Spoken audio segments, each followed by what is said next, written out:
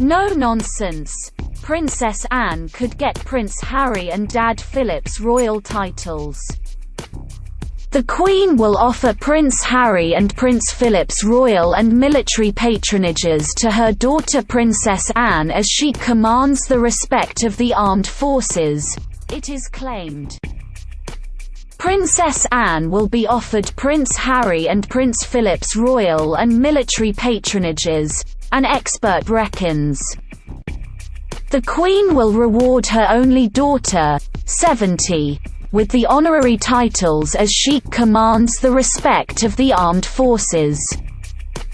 She is also considered the hardest working member of the royal family, Thomas Mace-Archer-Mills said. The founder of the British Monarchists Society added that she is married to the military man, Vice Admiral Sir Timothy Laurence, and her no-nonsense attitude is what the military is about.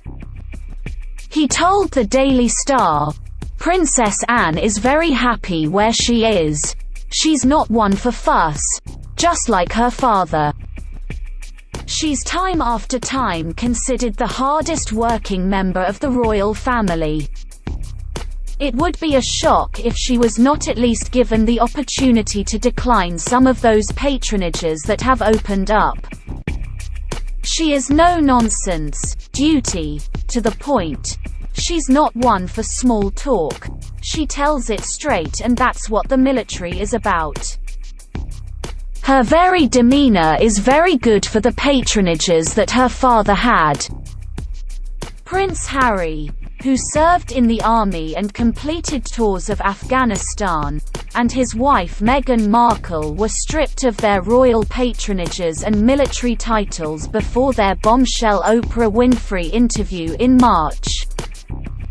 Prince Philip's titles and patronages were returned to the Queen on his death on April 9. Since then, Princess Anne took centre stage as the royal family marked for Anzac Day last Sunday. She laid wreaths at a war memorial while Prince William, the Duke of Cambridge, paid tribute to the indomitable spirit and courage of Australian and New Zealand forces.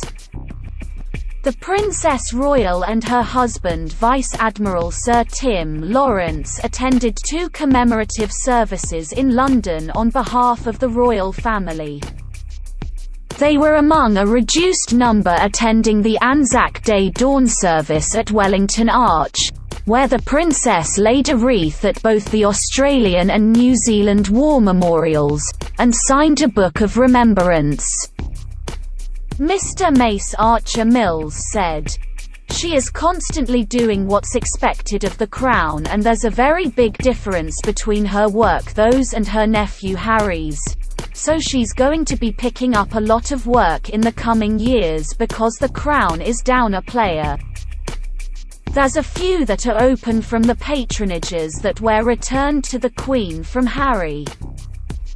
Being the Queen's only daughter, it really shows well that this woman who was not born to be king or queen is the one to take these honorary patronages and make something of them.